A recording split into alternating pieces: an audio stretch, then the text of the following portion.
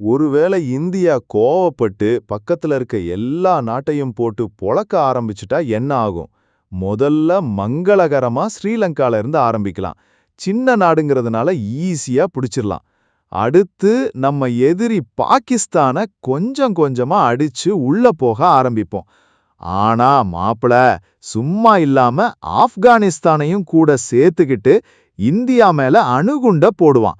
பதிலுக்கு நம்ம கடல் புலி INS விக்ராந்த அனுப்பி 2 நாட்டு மேலயும் மிசைல்ஸ லான்ச் பண்ணுவோம். ஒரு வழியா சரண்டர் ஆயிருவாங்க. அடுத்து நம்ம நேபாள், பூட்டான் மற்றும் பங்களாதேஷையும் சரண்டர் ஆக சொல்லி கேட்போம். அவங்களும் வேற வழி இல்லாம சரண்டர் ஆயிருவாங்க. அப்புறம் மியான்மருக்கு 2 அடிய போட்டா மயான அமைதி ஆயிருவாங்க. ஆனா இதையெல்லாம் பார்த்து சைனாக்காரன் உஷாராகி இந்தியாவை சும்மா விடக்கூடாதுன்னு நம்ம கூட போர் ஆரம்பிச்சிருவான்.